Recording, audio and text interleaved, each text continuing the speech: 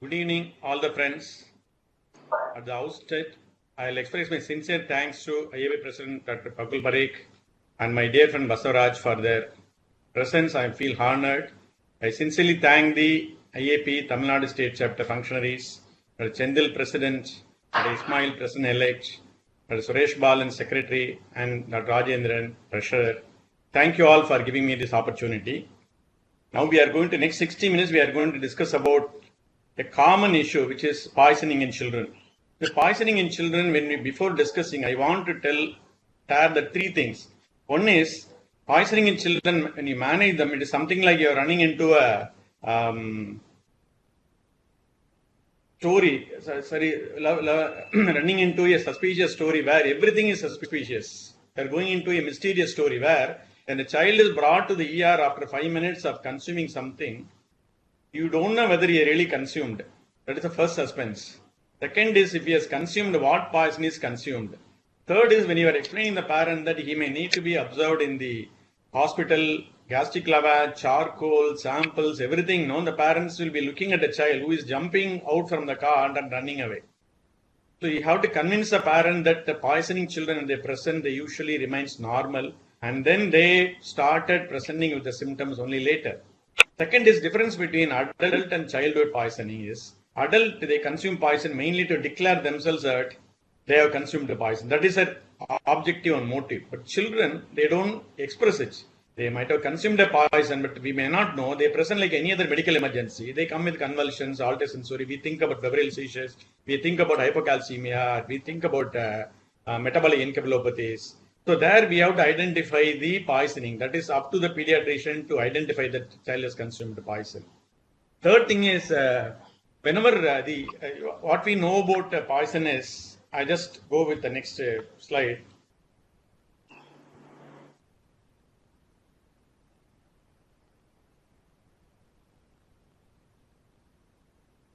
Some difficulty in moving the slide.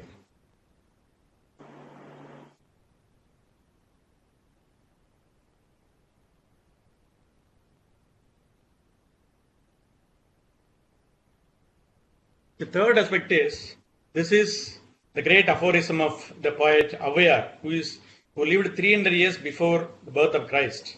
What we know is handful and what we don't know is sea size.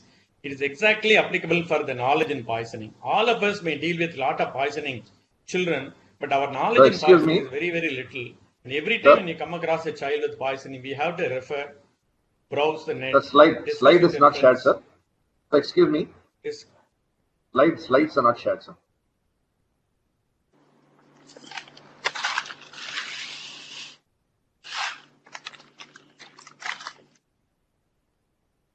Sir. Third aspect, what I want to tell you is the great aphorism of poet Avvaiyar. What we know about poisoning is handful. What we don't know is sea-sized. So whenever we come across a child with poisoning, particularly it's more complicated, better read it, refer, discuss with your colleagues, and browse the net to identify what exactly we are dealing with.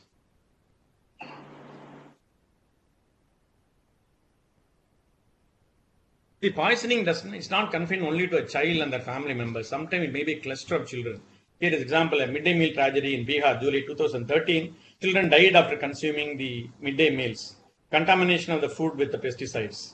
Sometime it affected the whole city. Bhopal tragedy, October 1994. Thousands of people died and lakhs of people were affected. Why the IAP DNSC Dr. Chendil has chosen this topic during the lockdown is explained by this slide. One of our residents, Dr. Lalita Rajalakshmi, analyzed these case scenarios, and generally the poisoning cases will be in the range of 1.3 per thousand before the lockdown. After the lockdown declared, see the incidence has increased 5.7 in April and 3.4 in May. To increase the incidence of poisoning during the lockdown period is very paradoxical. No, with everybody is inside the house, how the children can consume the poison? It is not only in India or Chennai, it is all over the world. It is the same, this thing was reported from Poison Information Center from Europe, Canada and USA that large number of poisoning cases are reported during the lockdown period because probably everybody is present physically, but they are not mentally present because they are looking after their own works. children are free at home, exposed to a lot of chemicals. See, this is data. Before lockdown, this is a list of poisons. After the lockdown, floor cleaner and hand sanitizer dominate the substances consumed because of the easy availability. You might think that I just start with alcohol. You might think that I don't have alcohol in my home. No. Lot of chemicals like mouthwashes contains 25 to 30%. You know how much is available in our sanitizer, we use it, we keep it over the table nowadays. Contains 70% alcohol, more than the Scotch whiskey. So what are the classical features once they consumed? The features are aroma, and then they will have hypoglycemia, respiratory depression, depressed level of consciousness. They may need to correct hypoglycemia, they may need to correct metabolic acidosis, and they may need ventilatory support. Very complicated to analyze, but just to understand the fact that if the child consumes 1 ml per kg of sanitizer, a 10 kg child consuming 2 spoons, it is equivalent to almost an intoxication of alcohol. That much it is dangerous. So anticipate, our house is not safer. It is a mini bar. We must be aware about it. Commonest poison is kerosene all over India. Every state you take, commonest poison reported in all the hospitals is kerosene. The national bird is peacock, national animal is tiger, national poison in children is kerosene. An 1.5-year-old child consumed kerosene, brought to ER of ICH after 2 hours, comatose. You look at X-ray, it's a massive aspiration ERDS. Child was brought in gasping, shock, IV fluids, inotropes, ventilated. Unfortunately, we could not save the child. Child died after 5 hours because of massive aspiration ERDS. So what are the risk factors to prognosticate the mortality? The child presents with altered sensorium or having recurrent seizures, or there is a need for ventilator support, it is very likely that we may not be able to save the child.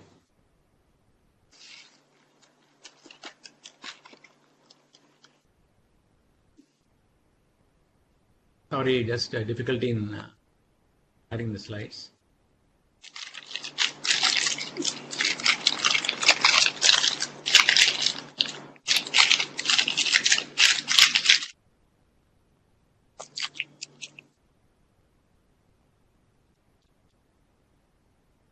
So how does kerosene causes problems? One is it immediately replaces kerosene gas, replaces the FRC in the lungs with kerosene vapor that leads to hypoxia, chemical pneumonia, bacterial pneumonia, surfactant washout leading to ARDS, and sometimes very rarely it can cause necrotic pneumonia, nematocele, and empyema.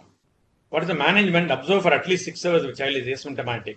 Oxygen administration immediately, even if the child is asymptomatic. If you're giving oxygen, will replace the kerosene vapor in the lungs so that child will immediately be relieved of hypoxia. Antibiotic if needed. We have to assess the child for need for respiratory support. Now,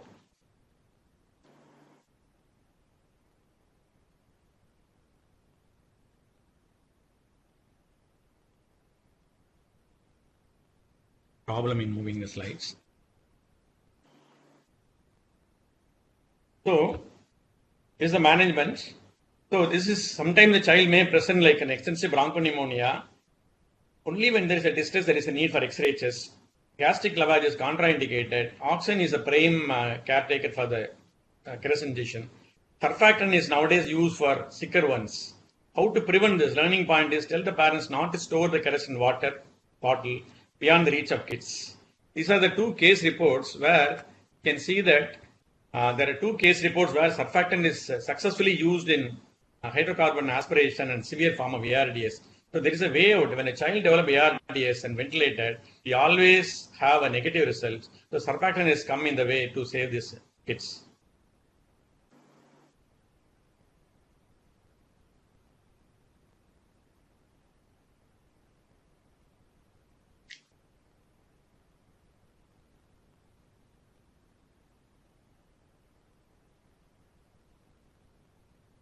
கொஞ்சம் முன்னால வந்துறீங்களா கம்ப்யூட்டர்ல உங்க face சரியா தெரியல. இப்ப நல்லா இருக்கு sir. இப்ப ஸ்லைட் ஷேர் ஆயிருக்கு sir. Slides are not moving. Slides are not moving, so I have to.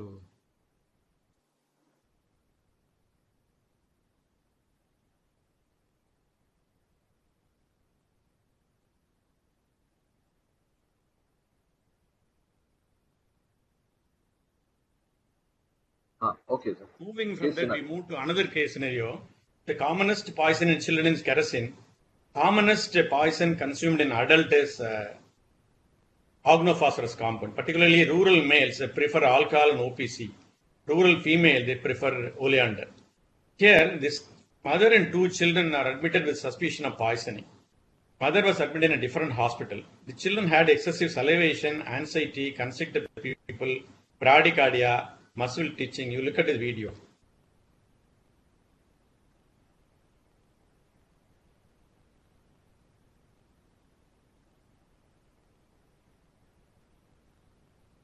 Look at this video, we can appreciate muscle twitching. It's a very important sign, give a clue that child has consumed OPC.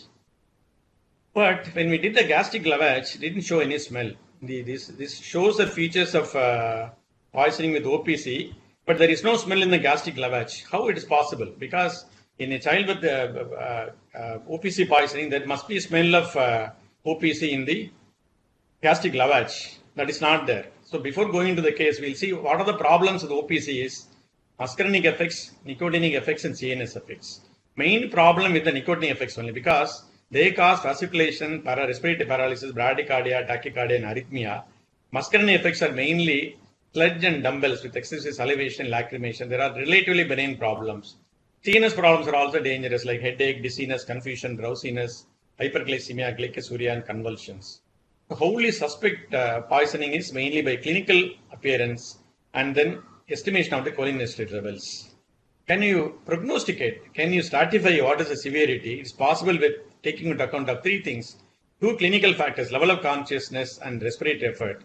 And third is serum acetylcholinesterase levels if it's possible for you. The child comes walking, has only abdominal pain and vomiting, it is mild. Child is conscious but restless, cannot walk with meiosis, soft voice, it is moderate. The child is unconscious, no pupillary reflex, convulsions present, flaccid paralysis is severe. The proportionate severity is also expressed by the serum ACHE levels. How do you manage? Mainly decontamination is very important. GI decontamination, gastric lavage. Charcoal is not useful. You have to give bath to the child, quickly wash the body, and then apply, you have to lavage the eyes even with the normal saline. Oxygen, monitoring the vitals, IV atropine 0.05 milligram per kg every 10 minutes till the atropinization occurs. Atropinization means drying of the secretions. Then gradually you can reduce the frequency. P2AM is controversial, but still WHO advises that all the children, all the patients suspected to consume OPC has to receive P2AM. 30 milligram per kg in normal saline over 30 minutes can be repeated IV dose after 8 hours or can be given in continuous infusion is 8 milligram per kg per hour. Sometimes after atropine, they may develop tachycardia, severe tachycardia and restlessness where you may not be able to give atropine. In those situations, glycopyrrolate is a simple substitute. But remember, it does not prevent the central anticholinergic effects. Very importantly, we have to monitor the respiratory effort, both rate and effort, because anytime child may need a respiratory support, may need to be intubated and ventilated. So child needs to be carefully monitored for the respiratory rate and effort. There are some drugs are contraindicated. Aminophylline, because it antagonizes the P2AM. Morphine is metabolized by cholinesterase. So morphine and scoline, aminoglycosides are contraindicated in a child with OPC poisoning. Apart from the acute symptom, there are two other problems can occur. One is called intermediate syndrome. You may think that by 4th day, child is coming out of the acute symptoms, but that time child can go into intermediate syndrome where the child may develop head lag and again the respiratory weakness and muscle weakness may reappear. It's a warning that child may need respiratory support. No need to continue the antidotes. OPC-induced polyneuropathy can occur after 1 to 4 weeks. We already discussed that P2AM is controversial, is indicated only in organophosphates, not in carbamates. But how to identify the carbamates from the poisonous substances? Fortunately, most of the traders, the name given is self-explain about the presence of carbamate. So mostly the carb is in the first prefix or postfix. Like for example, bufencarb, aldicarb, carbaryl, methocarb. So this gives an idea whether the compound contains carbamate or not. Remember, we might think that I'm in a city, my child may not be exposed to OPC. Because unlike in rural areas, that is not true. Because many surface and room sprays we use in our homes, cockroach baits, head lice shampoos, pet washes for a dog and cat, all these contains low dose of OPC compounds. Remember about it. We had 2-3 children after consuming headless shampoos presented with severe features of OPC poisoning. So what WHO has done is given a color code on the container. I told you to identify the problems from the container itself is the red label means extremely toxic compound. These are the extremely toxic compounds. Yellow label is highly toxic. These are the endosulfan, carbaryl, those things. Blue label is moderately toxic. Green label means slightly toxic. So all the household insecticide generally comes under slightly toxic OPCs. But remember, if the child is smaller and the consumption is larger, that itself can lead to serious symptoms. Coming back to this child, the child received atropine, P2AM. We are able to save both the kids. But the first question is not answered. Is it really OPC or not? Because there was no smell. So whenever you are in a problem, always apply the toxidrome concept. From the toxidrome only, like a consider people, convulsion, we could suspect that it could be OPC. Here, why there is no smell is, we later collected the history from the mother. After she recovered is, she used to inject insulin to her father. So out of depression, what she took the OPC liquid, took it in a syringe, injected to herself as well as to the babies to avoid missing the poison. That is why we didn't have any smell. So what is the learning point from this case scenario is, there was features of OPC, but there is no smell in the gastric acid. Why? Think about alternate toxins or alternate routes. We are all along thinking about the oral route. In fact, it was even as an intramuscular route. That's a very rare thing which we learned from this case. Third one is, anything given in large number will get into problems. So whatever the medicines we give to the patients in large numbers, iron tablets we give, enobarbital, isoniazid acid, phenytoin, all this land up with poisoning and problems. This is a child suspected of consuming 10 tablets available at home, but parents did not be able to tell the name. We could not identify. They didn't bring the bottle also. But in the ER itself, child was drowsy and passed black stools. Child developed shock, managed the ringer lactate. In the meantime, within 2 hours, we were able to collect the biochemical report, which was transaminases were high. These three gave the clue. Are you able to give the clue? Are you able to understand the clue? Here we have a child who has got a bleeding tendency, GA bleeding, transaminitis, altered sensorium. So there are only 3 poisons can cause this: paracetamol, iron, and isoniazid. Isoniazid usually will present with intractable seizures. Paracetamol poisoning will cause GA bleeding only on the 3rd day, not on the 1st day. So more likely to be iron. Iron first 24 hours you have GA bleeding and black stools with shock and hyperglycemia, acidosis. More likely that you are dealing with a child with iron poisoning. Paracetamol and the rodenticide, the rat killer, usually cause GA bleeding after 3rd or 4th day. These are the differentiating points. The child was given gastric lavage. Remember, activated charcoal will not be useful in this poisoning like iron. But whole bowl irrigation is very useful. I will explain in the next few slides when we try to explain the overview of poisoning. Here we are given gastric lavage and whole bowl irrigation. You are able to see the small pellets of iron tablets in the diaper. So I'm in a periphery. Here in a teaching institution, immediately you can take the sample, then for serum iron. Generally, general rule is for any poison, you want to take the serum level is, general rule is 4 hours. That is the maximum peak will be seen only in 4 hours.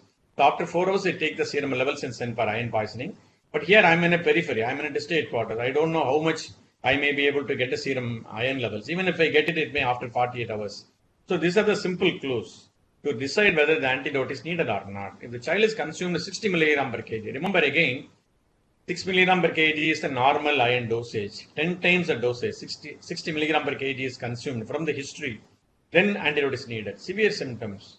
WBC, there are all simple investigation which give a clue. WBC count is 15,000.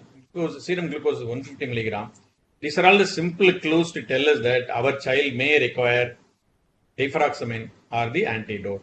You have the serum level, anything above 350 microgram per ml is significant. If the child has got high anandamide metabolic acid, another indication. The X-ray abdomen is a simple investigation to identify iron tablets, residual pellets in the abdomen. You can see a lot of, I took it from the net. You can see radiopaque shadows which indicate that child has taken a significant amount of iron. So how to give rifaximin? 15 milligram per kg per hour as an IV infusion. It is given maximum dose is 6 grams, but general duration is only 24 hours. I'll repeat 15 milligram per kg per hour as IV infusion only for 24 hours. Once we start rifaximin will combine with iron and form a complex which will cause a color called Windrose appearance. It's a reddish rose color appearance. You can see in the catheterized tube as well as in the urine bag. And once it is cleared, then it's indication that we have eliminated the iron. So when to stop deferoxamine? After the acidosis is corrected, or after the Windrose color of the urine is cleared. Here you see the Windrose color, but it's clear here. After 12 to 24 hours when the patient is clinically improving, but general rule is do not continue deferoxamine beyond 24 hours because it may not give good benefit. At the same time, there is also a risk of ARDS. So what is the lesson learned from this child? The child came with GA bleeding, shock and hyperglycemia. So always use a toxidrome concept. GA bleeding means only three: INH, paracetamol, and then iron. If facility is available, check the serum levels. Now we'll move on to the fifth case scenario. This is one of the very common drug we use in day-to-day practice. Even in the OTC is available, paracetamol. If you see a child with 5 days fever, hepatomegaly, raised hepatic enzymes, generally I will think about viral hepatitis, I may think about dengue, I may think about leptospirosis. Remember, in addition to these diseases, you should also consider paracetamol toxicity as one of the important reasons. Anything in excess is poisonous, even paracetamol. Here, this is a prescription which is covered, and I shared the prescription. Here, if you are able to see the prescription, it is written as, very nicely written as 0.8 ml 3 to 4 times. Beautiful handwriting, very clear handwriting. Nobody can miss it. 0.8 ml 3 to 4 times. Nobody can find fault with this prescription. But after giving this prescription, when I reviewed a child after 3 days, the mother came and told, Sir, 3 நாளா மருந்து கொடுத்துட்டு இருக்கேன், ஃபீவரே குறையல. I am giving this medicine for 3 days. நீங்க சொன்ன மாதிரி 8 ml கொடுத்துட்டு இருக்கேன் சார், ஃபீவரே குறையல சார். 8 ml கொடுத்தோட குறையல. She repeated it. Then I got a shock of my day. But then I didn't worry about a fever. I was worried about a paracetamol because she has given how much dose? 10 times the higher dose, 10 times the toxic dose. So I had to explain the parent that child was hospitalized in ICU, received NAC, and then child recovered. So remember, these are all the problems what we will face.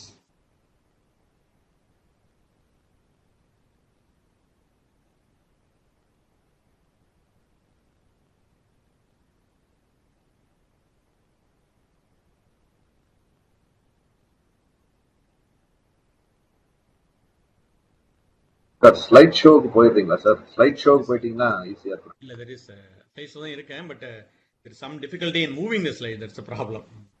Okay. So how the paracetamol toxicity evolved? What is the toxic dose? Is 200 milligram per kg and above is a toxic dose. It goes into 4 phases. Phase 1 is on the day 1 after consuming paracetamol, child will be completely asymptomatic or may have only non-specific symptoms like nausea, vomiting. Phase 2, they will have hepatomegaly, tenderness right hypochondrium, elevated transaminases and elevated bilirubin, which will closely resemble a picture of a viral hepatitis.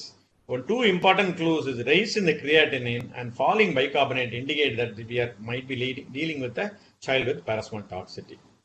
And phase 3, we already gone into multi-organ involvement, jaundice, renal failure, lactic acidosis, coagulopathy, hepatic central lobar necrosis, encephalopathy. This is a stage, even when we give the antidotes, we may not be able to save the child. Fortunately, most of our children fall into phase 1 and phase 2. We are able to save those kids.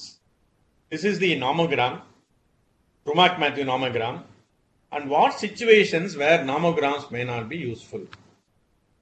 If the sample is taken before 2 hours or after 24 hours, your nomogram may not show the correct results. And it is not useful. Again, this nomogram is useful only for single dose injection. A child has consumed a full bottle of paracetamol. There it will be useful. By mistake, parents are giving a larger dose, 5 times, 6 times. In those situations, the nomogram may not be useful. So multiple dose injection or sample taken beyond 24 hours or before 4 hours, this nomogram may not be useful.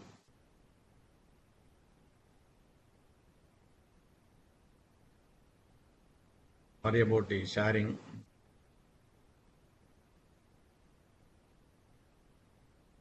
So how much NSL cysteine? This is the dose given in the textbooks. Very difficult to remember. Peroral and IV. Now a simple dosage schedule has come where you can give 150 milligram per kg loading dose followed by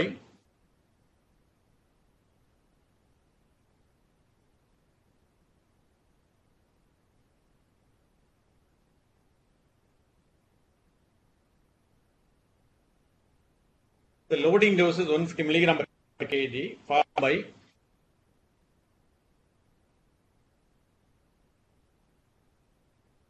with the slides.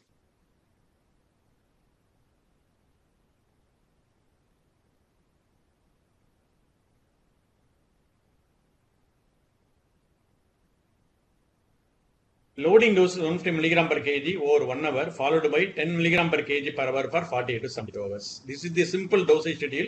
Even in a critical care textbook, this will be a very useful one for us to remember. How to prepare the infusion? That will be the most of the time. Many of my colleagues used to call and ask. So 1 ml of NaC is 200 milligram. Dilute 1 ml with 25 ml of D5. This will be very useful for those in the peripheries. 1 ml mixed with 25 ml of D5. It should be dissolved only in D5, not normal saline. 1 ml will give 8 milligram. 1 ml of solution will give 8 milligram. For younger kids, you can use this formula. For older kids, you can use 3 ml of NaC plus 23 ml of D25, where 1 ml of solution will be giving 24 milligram per ml. So this calculation will be useful for those in the peripheries. So anything that makes you weak physically, intellectually, and spiritually is considered as poison. Now we will go through some of the common overview, common general characteristics of a poisoning. See, this is the stepwise management of a poison. First is, step 1 is resuscitate. Like any other medical emergency, assess the child by Hall's procedures and resuscitate the child. And try to recognize by history and examination or by toxidrome. Decide if the antidote is available, use antidote. Continue to monitor the child. But remember, when the child enters into ER, remember to make a AR entry. When we discharge a child, remember to educate the parents about not having a similar situation in the future.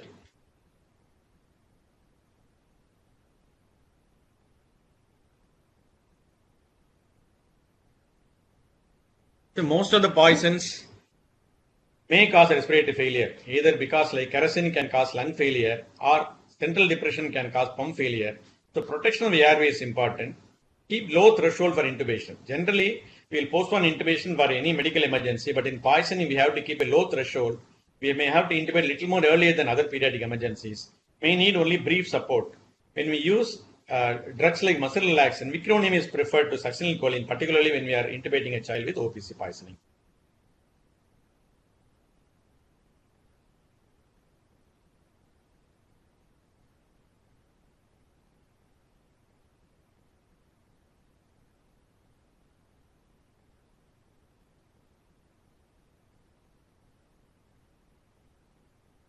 When the child comes in shock, what to do? Like an iron poisoning with shock, we have to give 10 ml per kg boluses. When the child comes in cardiogenic shock, we have to be very careful not to give more fluids. Maybe we will be giving only 5 ml per kg. Cardiogenic shock can happen with poisoning with tricycle antidepressant, calcium channel blocker, beta blocker, and oleander poisoning. So whenever a child comes in altered sensorium, we suspect or seizures, we suspect poisoning. Remember, hypoxemia, hypoglycemia, and hypocalcemia are important cause for seizures. When we correct them, most of the time it may get corrected. That is very, very important learning point for us.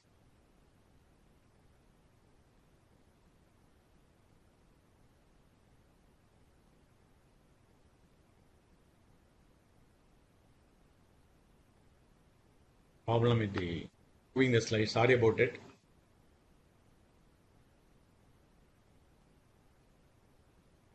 Don't know the fault where it is.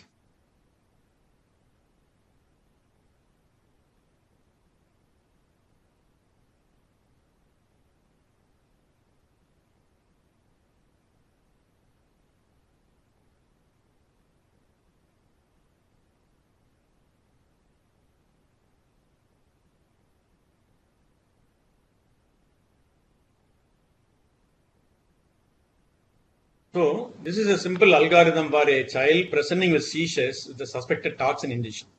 Remember, is a household substance or medicine. If it's a household substance, a child with seizures, the background of toxin ingestion, camphor, neem oil, OPC, Gamexin, these are all. We check the glucose. If there is low glucose, it is oral hypoglycemic agent or beta blocker. If the glucose is higher, it is isoniazid or theophylline. If the sugar is normal, it is tricyclic antidepressant. So this simple algorithm will be helpful to identify that. But remember, during seizure management, always correct the metabolic problem like hypoglycemia. Use benzodiazepines. If we suspect INH, use pyridoxine. But phenytoin is contraindicated in all children with seizures secondary to poisoning.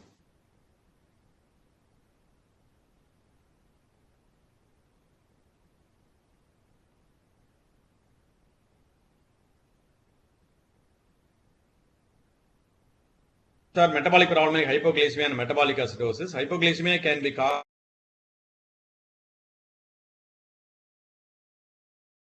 by salicylate, methanol, cyanide, and metformin. To have a simple, crude analysis of toxins and system involved, if you have a child with poisoning, has only respiratory involvement, main problem is hydrocarbons. Only respiratory problems, then it is hydrocarbons. If it is circulatory problems, if it is bradycardia, oleander, or oduvandalai or digoxin, it is tachycardia, tricyclic antidepressant. If CVS, CNS, and tricyclic both are involved, it's more likely to be tricyclic antidepressant. The RS and CNS are affected, mainly it is OPC. If a child develops fatal symptoms and death within 5 to 15 minutes or serious symptoms following consumption of poison, it is cyanide poison. Pupil is a window to identifying the type of poison. If it is meiosis, constricted people in phenobarbital, opium, and OPC, dilated people in belladonna, tricyclic antidepressant, cocaine.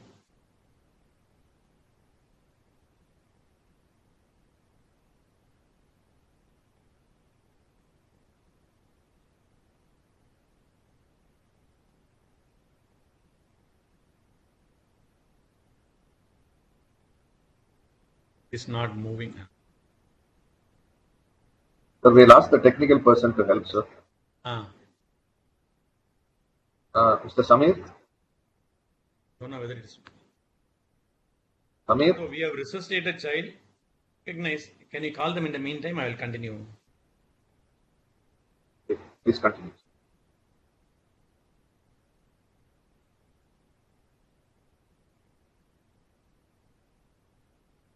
Samir is available?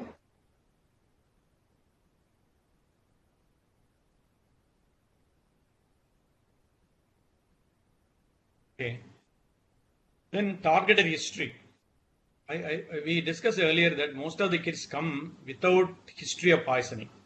If they come with witness history of poisoning, there are 5 W's. Who has consumed? What is the age and height of the child? Age and weight of the child? What poison? When? The time of exposure? Why? Accidental or intentional? How much? If it is an unwitnessed poisoning, a clue for history taking is would. W for where? Where the accident has occurred, where the event has occurred. Suppose the child is found unconscious inside a car or in a closed room in AC working, more likely to be carbon monoxide poisoning. Then odor. The child comes with a kerosene smell or a garlic odor, you can think about OPC. If there are any other victims involved, any drugs were found in the proximity, any open bottles or powders in the lips, all this will give a clue about the targeted history. We already discussed about convulsions, bradycardia, everything. And then we'll go for decontamination. Can you wait for a few seconds?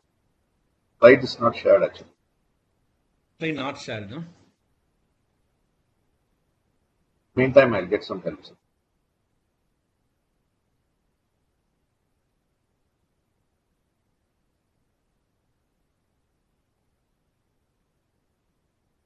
Just repeat, there are target history taking, there are 5 W's. If there is an unwitnessed, can I keep like this?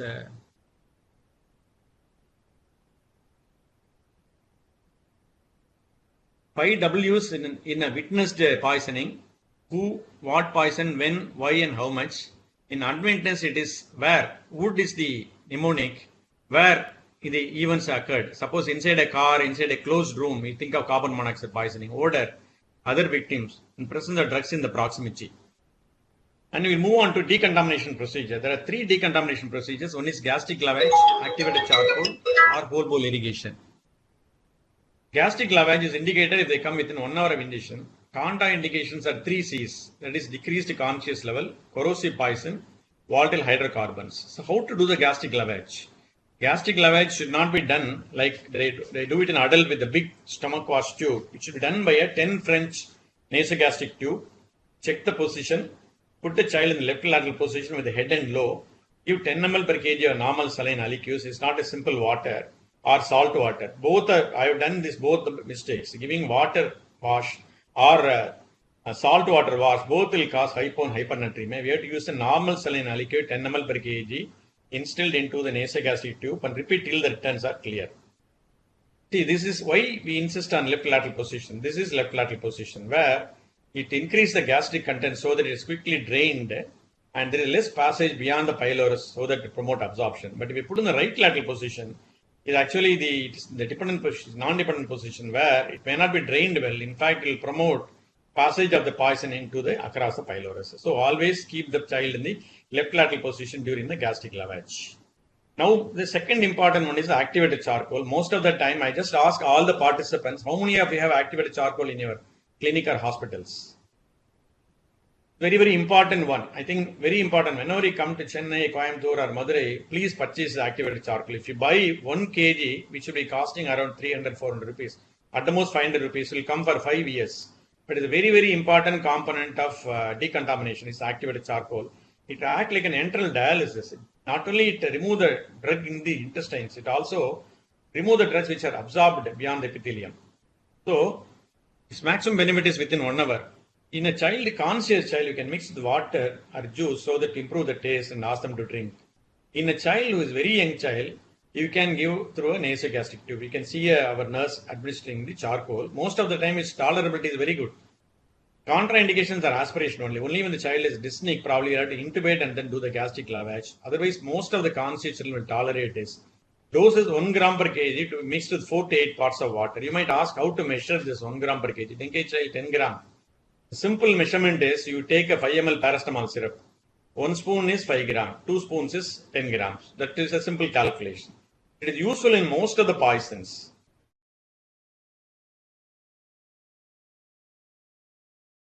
One of the important questions asked for postgraduates, where the activated charcoal fails. P for pesticides, H for hydrocarbons, A for alcohol, I for iron, L for lithium, and S for solvents. These poisons, activated charcoal may not be useful. Very importantly, it may not be useful in iron poisoning. That is why we have to depend on whole bowl irrigation. So now we come to the third part of the decontamination process, whole bowl irrigation. So what is the substance used here is a PEG-like solution, which is commonly used by surgeons and gastroenterologists. This solution is prepared and given through the nasogastric tube, either as a continuous installation or give us a 10 ml per kg every hour. You have to continue to give this, is literally washes out the intestines. So the rectal effluent is till the rectal effluent clear, we have to continue that. You can see this diaper containing the particles. Indications are iron, sustained release preparations like entry-coated medications, slow release potassium, and packets of vial containing cocaine and other illicit drugs. Other methods, these are all abandoned. Salt emesis, Ipecac, cathartics, 4-sulfonylureas, universal antidote are all abandoned. But remember, very, very, very important one is, in most of our headquarters and small hospitals, we have nephrologists and dialysis machines. So these are all the poisons where a refractory, not responding to antidote and management, in the poisoning due to isoniazid, barbiturates, lithium, salicylate, methanol, ethanol, theophylline, the dialysis will be very, very useful one. So we have to utilize the services of dialysis and the nephrologist. This is the position statement of American Academy of Poison Centers and European Association of Poison Center and Clinical Toxicity. What they say is, after 1 hour, gastric lavage in charcoal is not at all useful. But remember, we'll have to continue even if it is beyond 1 hour. Continue to do the gastric lavage, but in a safer manner, because most of our parents may not know the exact timing in which they consumed it. So we'll have to continue gastric lavage even if it come after 2 to 3 hours. Gastric lavage charcoal can be given. Why? Because unreliable history. They may not be given correct history what time it was consumed. Second is, they go into medical legal issues. Our lawyers do not read the PCNA and BMJ. So they may question why even after 3 hours, 4 hours, why it was not done. So by doing it, we don't do any harm. Only that should be done in a very safe manner. Now we'll move on to the toxidrome. So how to identify the poison? These are all the list of toxidrome. Toxidrome, you look at the clinical symptoms. Toxidrome is, the definition of toxidrome is a clinical constellation of clinical features which indicate a poison consumed. So for example, cholinergic, abdominal pain, fasciculation, hypertension, tachycardia, seizures, you think about OPC poison. You have anticholinergic poison like dilated pupil, tachycardia, hyperthermia, dry skin, you think of antihistamines or tricyclic antidepressants. Again, you can also go in for system-wise toxidromes. If there is a myocardial depression, you think about beta blocker, calcium channel blocker, and oleander. If there is hepatotoxicity, then the diagnosis is narrowed down to paracetamol, rat killer, isoniazid, and those things. So, toxidrome is knowing the toxidrome will be very, very useful to identify the poison. So, what investigation you are going to do? So, you will do all the investigation you generally do for emergency. In addition, you will do ABG, ECG, X-ray abdomen, and toxicology screening. So, in the toxicology screening, usually we send the gastric lavage for assessing the toxins, blood for quantitative assay, and urine for qualitative assay. But most of the time, this will not be helpful. This toxic assay will not be helpful. Mostly, toxidrome is the one which is going to be helpful. If fortunately child has consumed a poison which we have antidotes, it will be really useful. These are all the list of antidotes: iron, desferoxamine, opiate, naloxone, paracetamol, N-acetylcysteine, methemoglobinemia, methylene blue, INH, both injection as well as tablet pyridoxine. I just want you to have a copy of this one. All these antidotes must be preserved, must be available in our hospital, because not having antidote is not the proper explanation. One of a child with methemoglobinemia, we have to wait for almost 12 to 18 hours to get IV methylene blue. That was in 2000. Nowadays, we are all well prepared to manage emergencies. This is a picture, this is the last scene of the movie Anbe Sivam, where this man will come to kill the hero. Finally, he will leave him without killing.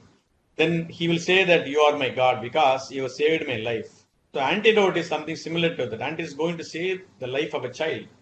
It's almost like a God in the puja room. So antidote must be available in all the hospitals and small hospitals and clinics. These are the list of antidotes to be stored. Whenever you buy antidotes, most of the time administration will object to that, saying that you bought naloxone, you bought N-acetylcysteine, but now it is expired. You just convince them saying that I buy the fire extinguisher for any anticipated fire accident. Just because I bought a fire extinguisher doesn't mean that I should have a fire accident. So all these antidotes are bound to expire. That is a good sign. Our beautiful devils, our kids, children, they will consume whatever they come across because their tendency to try everything oral.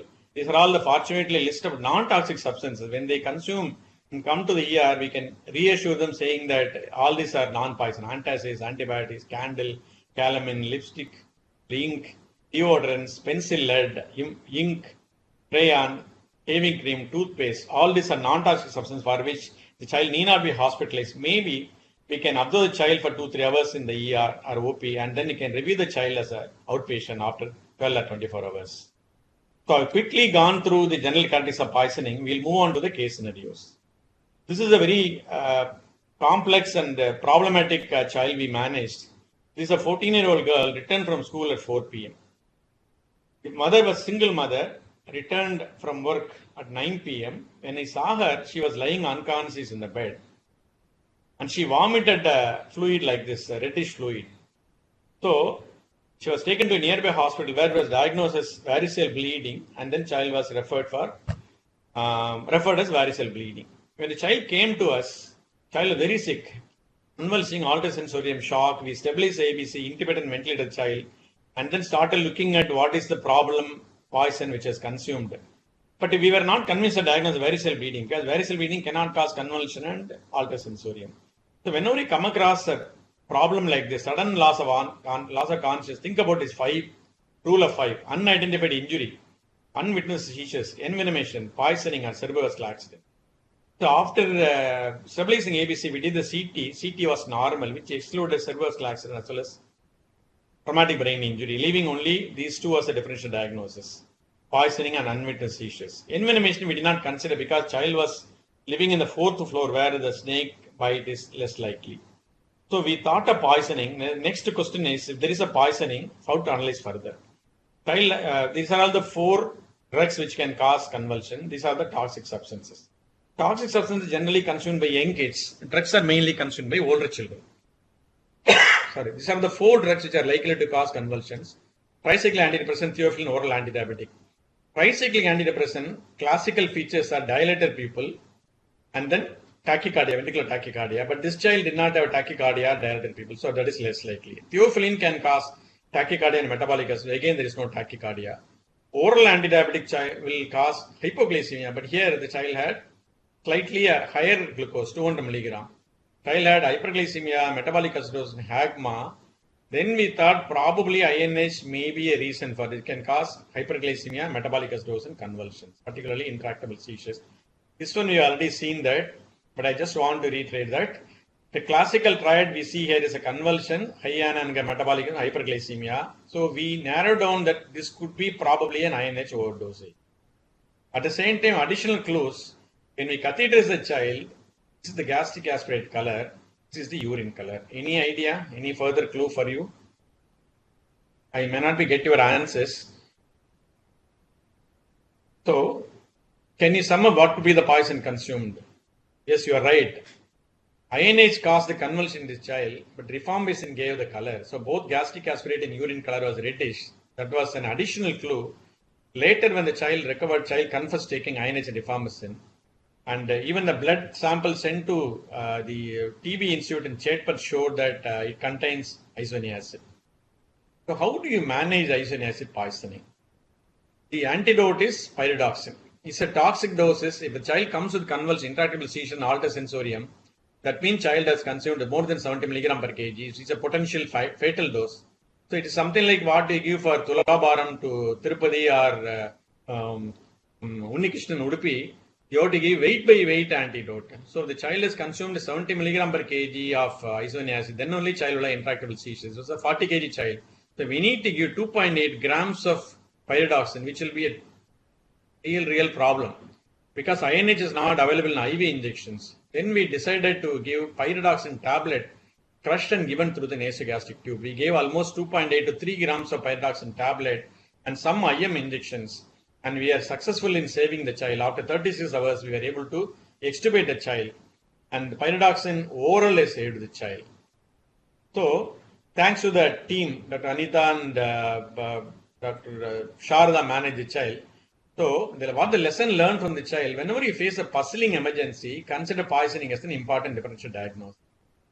In our team member, allot one young resident to sit aside and think about the poison, to refer books, to analyze and come with a solution. That will be really very useful.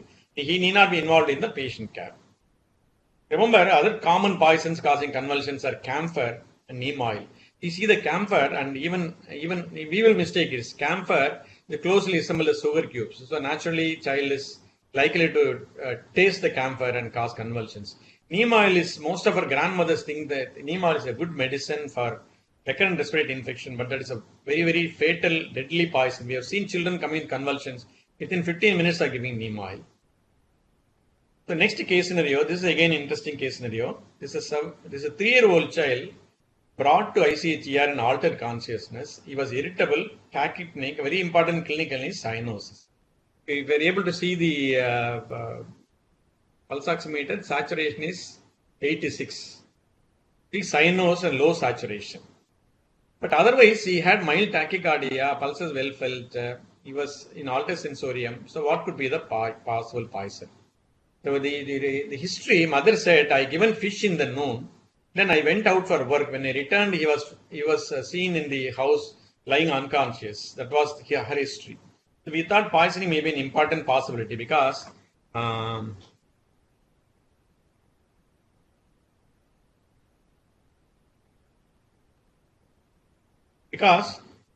always suspect poisoning whenever there is a vacuum in the history.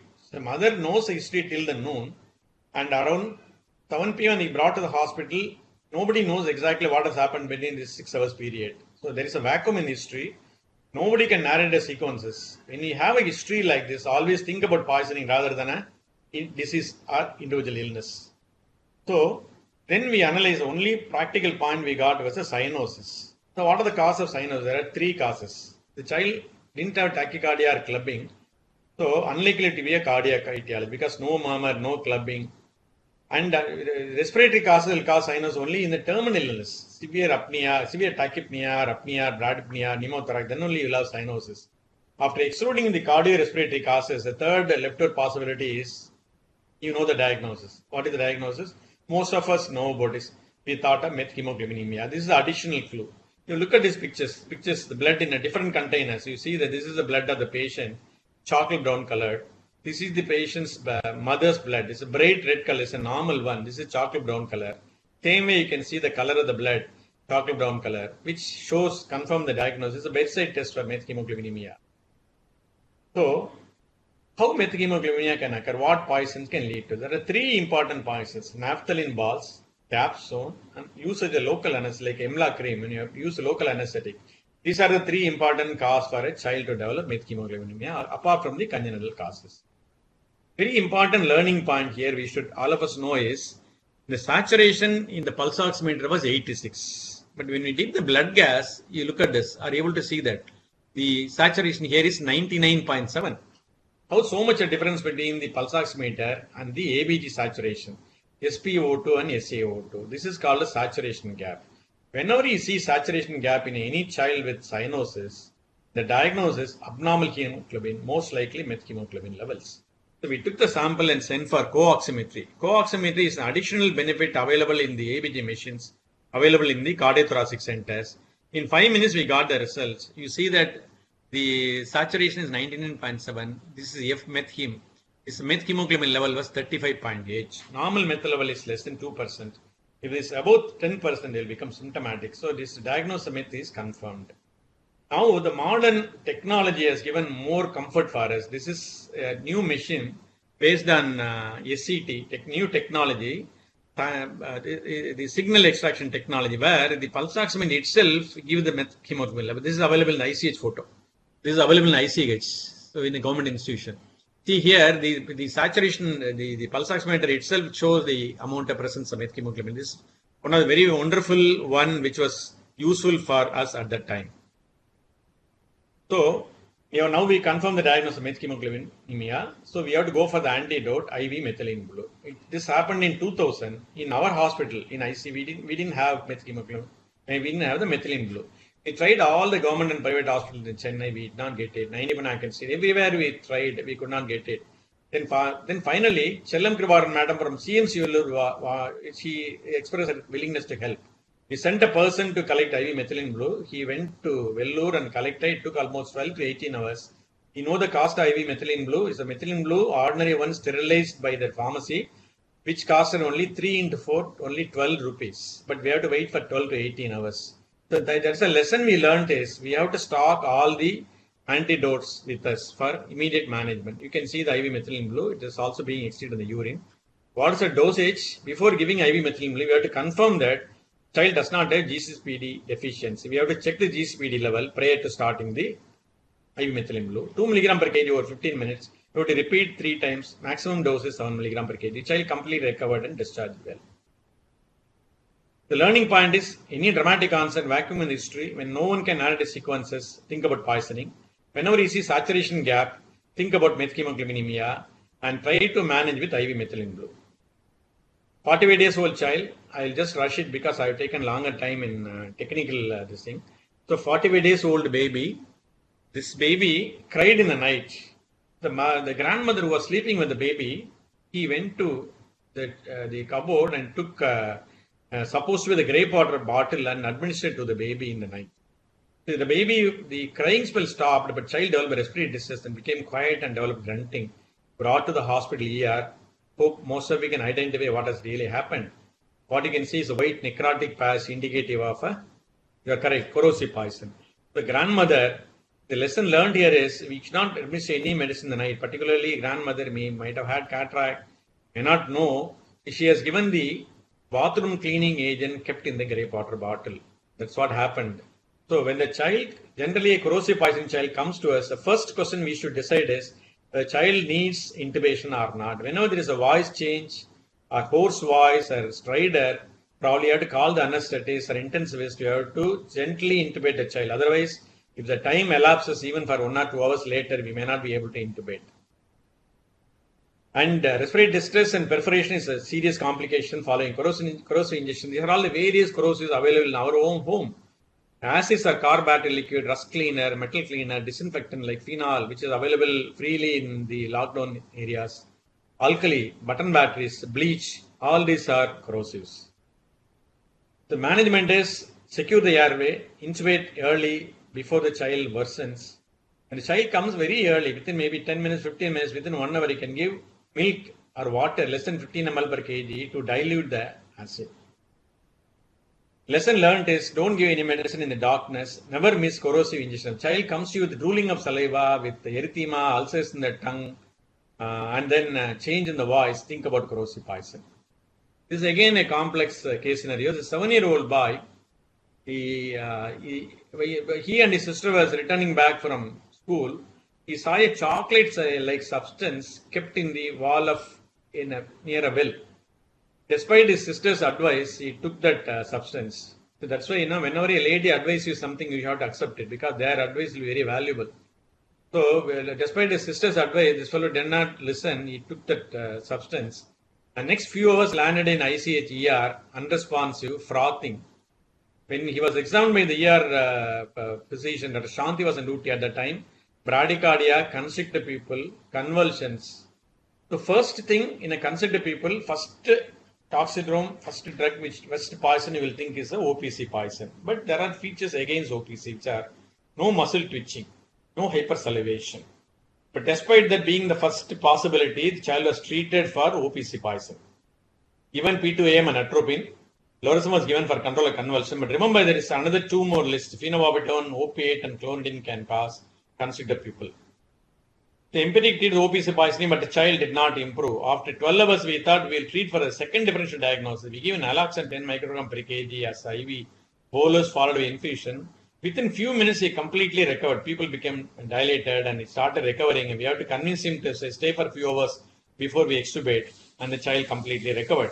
So, going to the toxidrome and analyzing the case, like constricted people, these are the DDs, helped us to manage the child. The lesson is always think about differential diagnosis. Meiosis means seizures. Consider opiates next to OPC. Again, you might think that opium is not available in my home or in the hospital environment. Remember, fentanyl patch now used as an analgesic following surgeries. Lomotil tablets, cough syrup with codeine.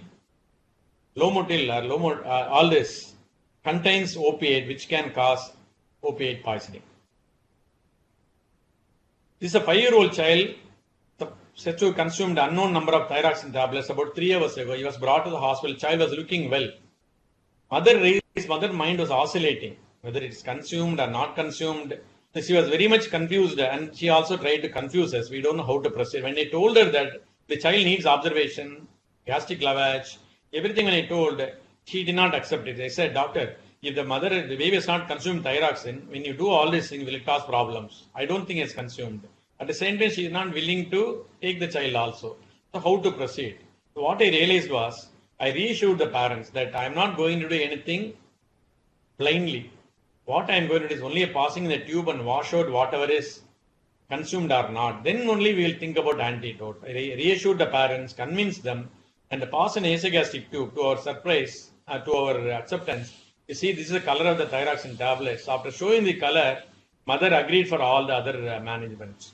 What is the problem with thyroxine is, we can manage with activated charcoal, gastric lavage. It can cause fever, vomiting, tachyarrhythmia, and cardiac failure is the worst complication. The problem with thyroxine injection is, up to 10 days, child can develop problems. There are case reports on 10th day child developing cardiogenic shock and died. So we can't keep the child for 10 days. Maybe 48 hours we can keep the child for evaluation, observation to prepare the parents.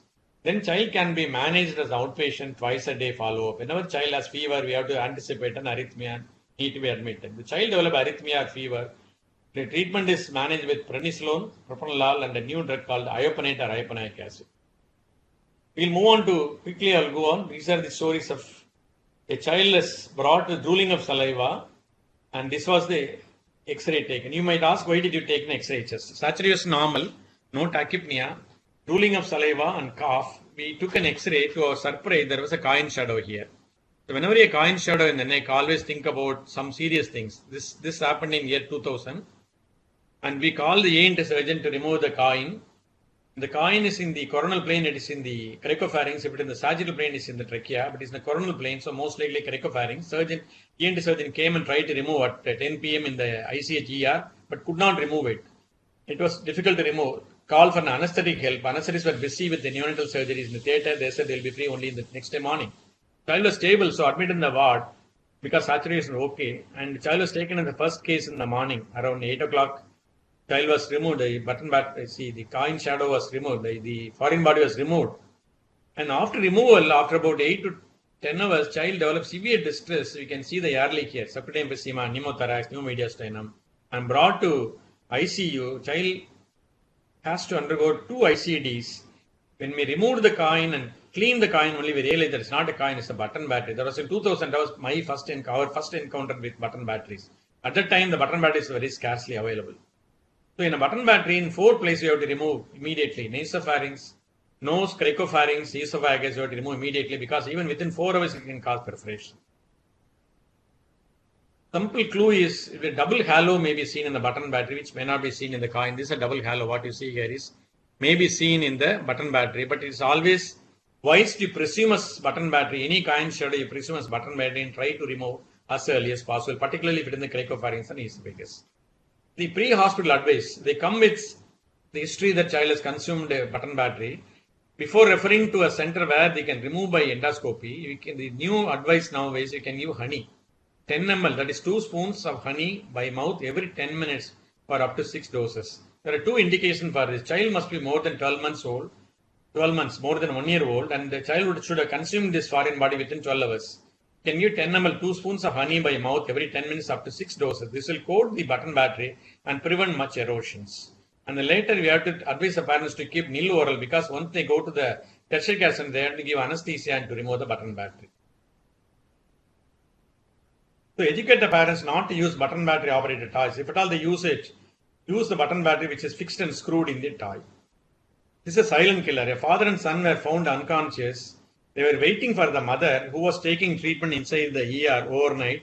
They were waiting outside the hospital in the car with the AC run. They were sleeping.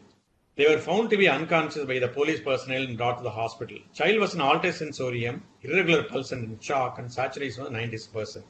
Can you think what is the silent killer? A silent killer is carbon monoxide. The carbon monoxide doesn't have any smell or color, and so naturally the victim will not realize that they are consuming something, an abnormal gas. Where the source of gas is from the AC of the car, in a closed AC of the car. Why the carbon monoxide causes the problem is the hemoglobin has got 200 times high affinity to carbon monoxide and compared to the oxygen. It's something like a boy who has got 200 times more affinity for the phone and computer rather than for the books. So it is bound to carbon monoxide.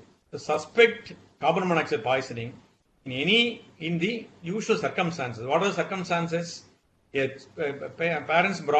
child brought from the home where common household items like gas fires, oil burning furnaces, portable generators, charcoal grills, chimneys, they all produce carbon monoxide, particularly when they are old and they are not properly serviced. Outside the home, a running car engine in an enclosed space like a garage, this was identified in the road in the rainy days. Many of them died in the car by running the AC to continue. Most of these patients, they do not come to the hospital. Why they don't come to the hospital? Because they die in the spot itself within few minutes. So they are seen only in the newspapers. So these are all the newspaper reports. Times of India reports. In Chennai, 37-year-old man found dead in the car, suspected carbon monoxide poisoning. This is a BBC news. 50 people have died in the carbon monoxide poisoning in the Northern Ireland. It's in Hindustan Times. This here paper published in All India Institute of Medical Sciences. 40 cases of fatal carbon monoxide poisoning. So if they happen to reach to the hospital, we must think any person coming from the suspected circumstance in an altered sensorium, we should think of carbon monoxide poisoning. The management is very simple. What to do is the management is give only oxygen, 100% oxygen. We can use the non-rebreathing mask. If in centers where they are available for hyperbaric oxygen, we can use it. If you use a 100% oxygen with in a high flow oxygen, things in 100% oxygen and non-rebreathing mask, that itself will be enough to save the child. Only thing that we should think about this carbon monoxide poison. How to prevent it? Avoid those situations. Service or household items. Or keep the door little open. Whenever we use AC, we tightly close the windows and doors, thinking that the AC will be wasted. But keep a small gap in the doors and windows. AC may be wasted, but carbon monoxide, if at all produced, will not accumulate. This is the carbon monoxide indicator which is available even in India. 11th standard old child, 16-year-old, she failed in mathematics exam. What is the remedy? She consumed rat killer. She consumed the paste on the first day. And the second day she consumed the powder, and third dose she consumed cake in the same day evening. She reached our hospital fourth day. By the time she reached, she was in altered sensorium, but maintaining saturation in the room air. Transaminases are high, LDH high, coagulopathy was there.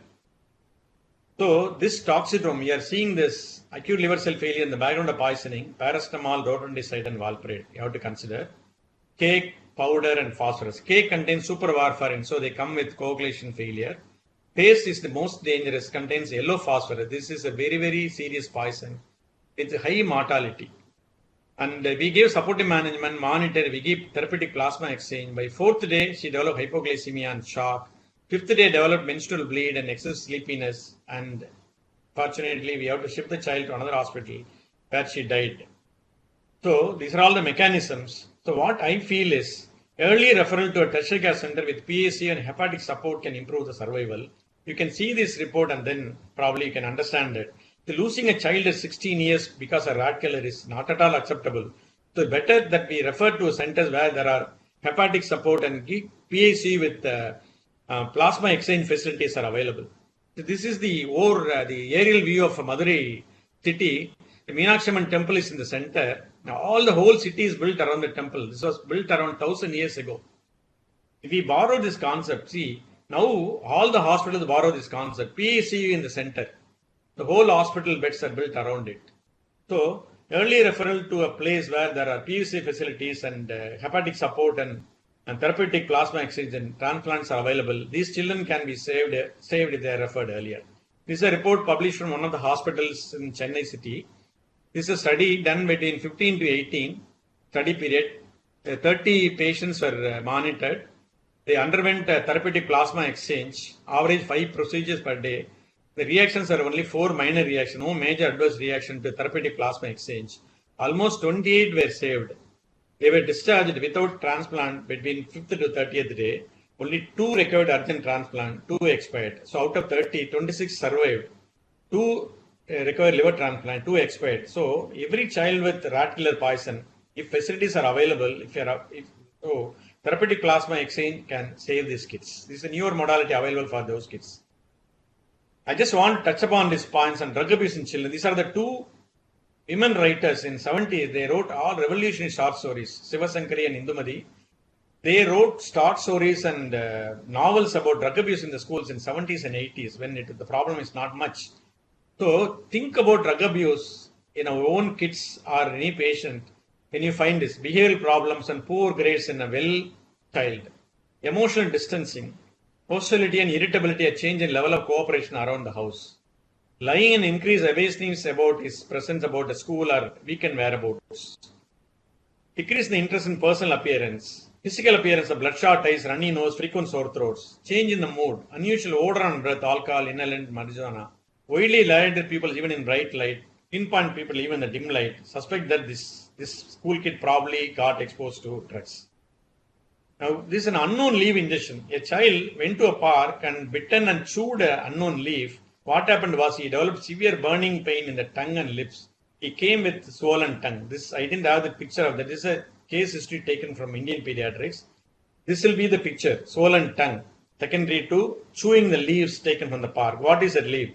These are all the plant. Even in our house we had this. These are all the commonly available plant in most of our houses. Ornamental plants. This is called Dumcan plant, Dieffenbachia plant. This is a very, very irritant plant which can cause swelling of the tongue, may interfere with the oxygenation, ventilation. Sometimes they may require even intubation. So this is one of the dangerous plants. When we keep at home, we must be very careful not to be handled by our kids. So how the plant poisons cause problems? One is oropharyngeal irritant. This is a Dumcan plant. Key irritant plants are castor oil, castor seed. Third is dermal irritant plants like stinging nettle and poison oak. And cardiac poison, all of us are familiar with oleander. You might be surprised why I'm keeping the images of an umbrella, some leaves, some small pellet, and there's a big plate or disc. So now we'll see an interesting story about a Georgi Markov story. It's a very popular story. When you go through the net, you can identify that. Georgi Markov is a popular writer. He was a dissident writer in Republic of Bulgaria. Then he defected to England. He got a job in BBC and relocated to London. He went to London. He started a lot of criticizing remarks about the Republic of Bulgaria, and then Bulgarian Secret Service wanted to assassinate him. When after the BBC work, when he was waiting in the bus stop in the evening, he was waiting in the bus stop. There is small drizzle. He and another middle-aged man was there in the bus stop. The middle-aged man suddenly opened an umbrella. He was holding an umbrella. The umbrella, the tip of the umbrella slightly scratched his thighs. It's a very small accidental event. He felt very sorry. And then George Mark smiled and said, okay, no problem. But he went home, and that night he developed fever and was admitted to a hospital in Belgaum. And then diagnosed as sepsis initially. Later he died the 4th day. Because he was a double agent, postmortem was done, which was proved as ricin parenteral poisoning. Now we see this again. This is a mini pellet kept in the umbrella. Something a mini gun. So when someone opens the umbrella, immediately the pellet will be shot to the victim. The pellet is very small, 1.5 millimeter size, very small pellet. You can see the pellet, very small. When you enlarge it, you can see this almost this like it is containing the ricin toxin. This was also shown in one of the recent Tamil movies. This is a popular story. So the lesson is ricin, which is available in the castor seed, is poisonous when it is given in a parental dosage. These are all the various plant poisons. The castor seed is oleander, beautiful green, yellow and rose color. This is Uduvandalai plant. So this case scenario involves plant, alcoholic father, sufferings could not be tolerated by mother and 2 kids. They consumed some toxins and brought to the hospital. And the child was looking conscious, saturation was normal, but heart rate is slow, 50, bradycardia. Here you see there are 2 ECGs here. This is, when you closely observe, the heart rate is 50, but you can see PQRS. Here you don't see the PQRS. The P is separately seen, does not correlate with the QRS. This is simple sinus bradycardia, this is complete heart block. When you happen to see this, now you see the toxidrome. This is a myocardial depressant poison. A conscious child, normal saturation, no respiratory distress, only the heart is lower. So it's a myocardial depressant by the toxidrome analysis. This is the toxidrome causing bradycardia are Uduvandalai, Arali seeds, rural cardiac poisons, digoxin tablets, beta blocker and calcium blocker. These are all the poisons which can cause bradycardia. So analyzing them, the beta blocker will cause hypoglycemia, hyperkalemia and bradycardia. If you say hyperglycemia, think about calcium channel blocker, because beta blocker can be managed with dextrose, glucagon and insulin glucose. But calcium channel blocker may need insulin glucose and plus IV calcium gluconate. For all this, if the bradycardia is very severe, causing cardiorespiratory compromise, probably pacing is the only alternative.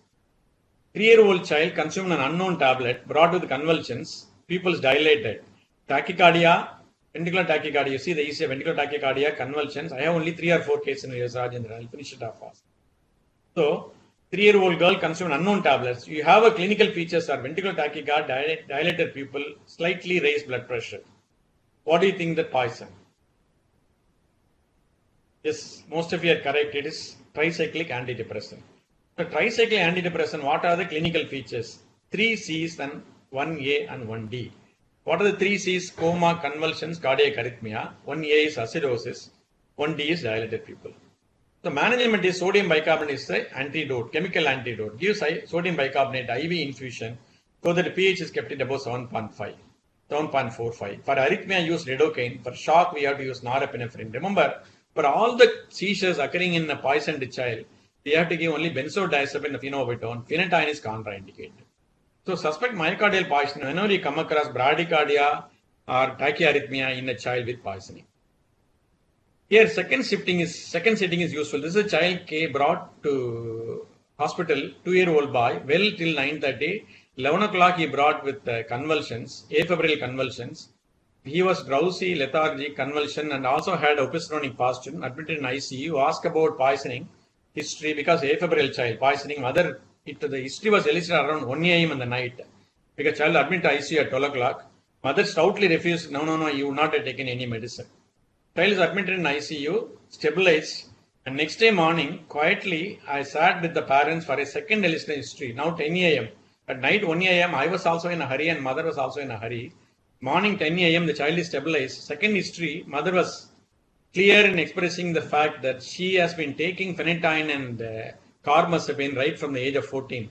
The first question I asked was whether there any chance that child will consume poison. That question was no. The answer, you modify the question in such a way that is any medicine available at home? That is a very good question. Mother answered yes. Carbamazepine and phenytoin is available in our home. I don't think you would have taken. I am regularly taking this medicine. That gave a clue, and then turned out to be a carbamazepine poisoning. If we see a poisoning child, convulsions, altered sensorium, and opisthomic posture, carbamazepine may be a very, very important cause. We send a blood sample, confirm the presence of carbamazepine, phenytoin.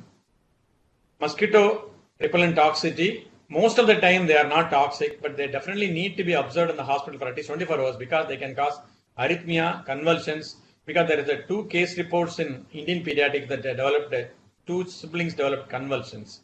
So better that we hospitalize the child for observation, keeping on IV fluids, 24 hours monitoring of ECG and pulse oximeter. 18-year-old girl working in the electroplating industry brought to the hospital at 11 a.m. The history is she came for work at 10 a.m. Within half an hour, she developed convulsion, altered sensorium, and brought to the hospital.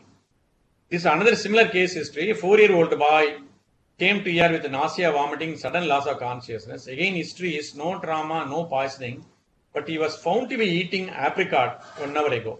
Within 20 minutes, he started vomiting and became unconscious. Saturation was normal, developed convulsion, became unconscious. In both these cases, common finding was high ananga metabolic acidosis, and room air saturation was normal with the elevated central venous oxygen saturation. If anybody developing problem within 15 to 20 minutes after consuming some poison, think about cyanide.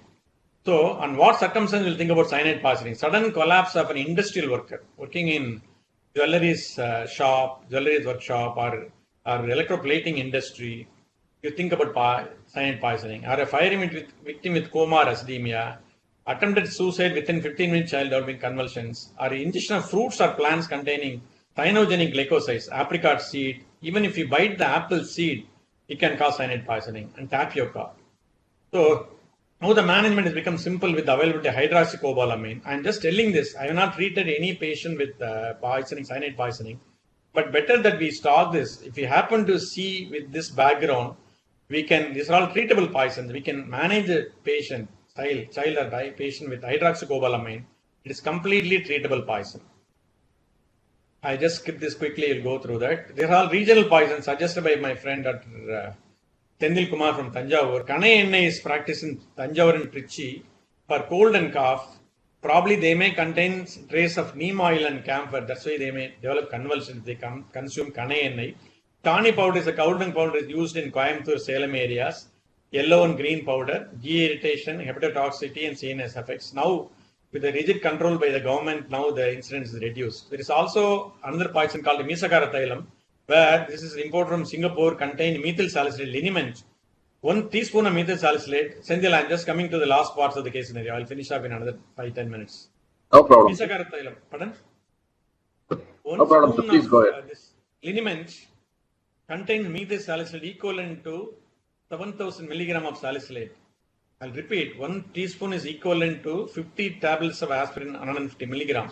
We might think there is only 1 spoon, but equivalent to consumption of 50 tablets of 150 milligram aspirin. So, whenever somebody comes with consumption of liniment, think about aspirin overdose. Some recent developments on poisoning. This is surfactant usage for hydrocarbon ingestion, which we've already discussed.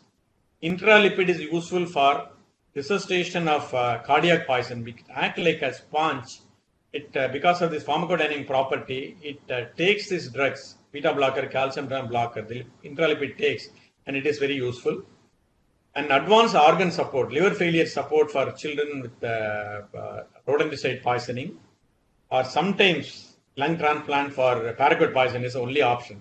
Nowadays, ICUs are available with therapeutic plasma exchange and liver and transplants, which may not be available for everybody, at least for those who can reach these centers. Poisoning with very serious symptoms can be saved. I just want to stress upon this point, medication errors. You look at this, this I already discussed. Look at this prescription. This is a very clear handwriting. Pedialyte 1 bottle. Child with diarrhea, prescription was given.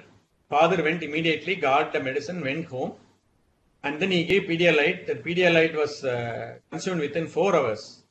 What he got was pediclorid instead of Pedialyte. He gave full bottle was emptied, and then after 4 hours he came to the pharmacy and asked for one more bottle. And then he asked the pharmacy person whether this Pedialyte will cause sleepiness. My child is too sleepy. He said, no, not at all. Then he showed the empty bottle. That was a different medicine called pediclorid. So we must be very careful. But finally, child survived. This is Diaval and Dianyl. Old people may remember in 70s and 80s there is a medicine called Diaval. It's a carminative. Instead of Diaval, many a time Dianyl was prescribed, and they landed with fatal hypoglycemias. In one occasion, in a vaccine center, in a multi-dose, measles was given instead of BCG. Multi-dose BCG was given instead of measles, because both will be similar looking. A multi-dose BCG, 20 doses were injected in the place of measles. All this can happen. We must be very, very careful about it. I generally, whenever I prescribe, I ask them to bring the medicine back and show it to my clinic. I always verify the medicine before they leave it. That is also create an impression that my clinic is very busy. Even though I see 10 patients, it will be looking like a 20. So when they come back and so many people will be waiting, it will be given an impression that you are a very busy practitioner. But most of the time it saves from all these problematic situations. These are some mystery, quick stories. The home, when I was working in the Kodaikanal hospital, when homemade was brought, a 17-year-old boy was brought with altered behavior, fighting with the owner. He was brought there. I was thinking about some poisoning or some aberrant behavior.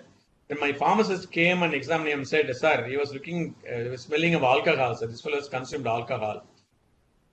Another situation, a child was brought with restlessness to the hospital ICHER, 10-year-old boy. The history was morning he had a rat bite. A rat bite should not cause restlessness. They were worried because a rat bite can cause something like a rabies.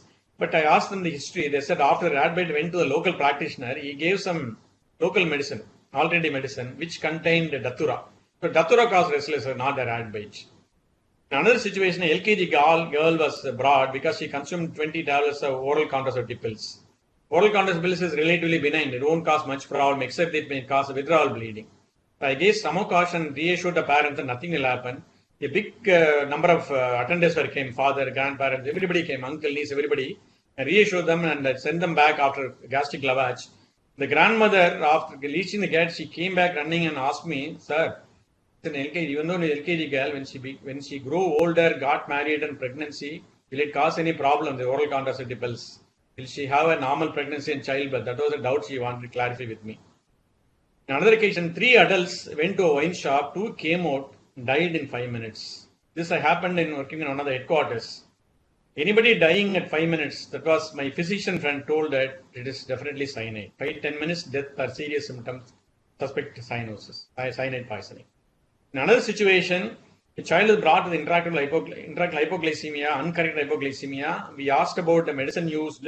They brought the medicine. They had only the prescription showed. They had the prescription showed only chlorpheniramine maleate and then paracetamol and antibiotic. This will not cause intractable hypoglycemia. What exactly happened was when you asked them to bring the medicine, wrong medicine was dispensed. When instead of antihistamine, paracetamol, and antibiotic, what was dispensed was antihypertensive and oral diabetic, which was responsible for the intractable hypoglycemia.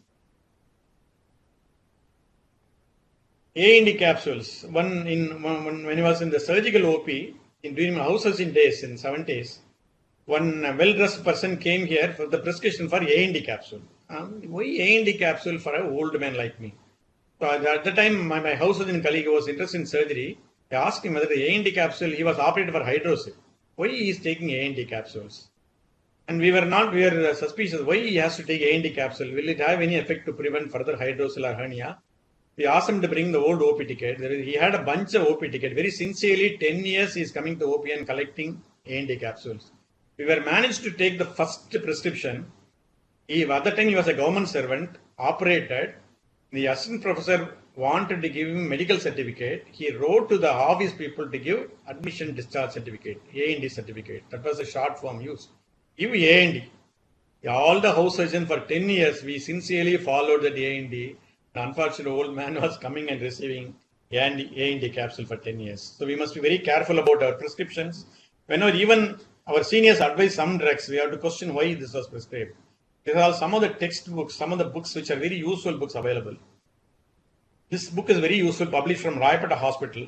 Very, very useful book on manual of toxicology. This is a book published from IGPP, Handbook of Poisoning in Children.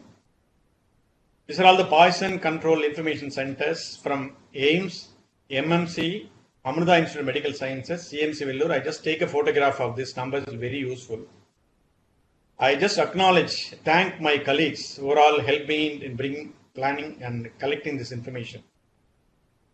You have only taken a tiny piece of apple, as per Steve Jobs. Small sample of poisoning we have tasted. Probably a lot of things we have to learn from this. I just, with the permission of Chendil, just an appeal for all the participants to subscribe for IGPP and support the cause of IGPP, which is our own journal. Thank you very much for your patient listening. Sorry for taking a little longer time. Thank you, sir, for your extensive and wonderful presentation. It showed your knowledge, skill, and application as a master teacher and teacher of teachers, and your experience in the DICU of Institute of Child Health. So we have learned so many things: the toxidrome approach, the gastric decontamination, the importance of activated charcoal, and you have put in every slide the lessons learned you have.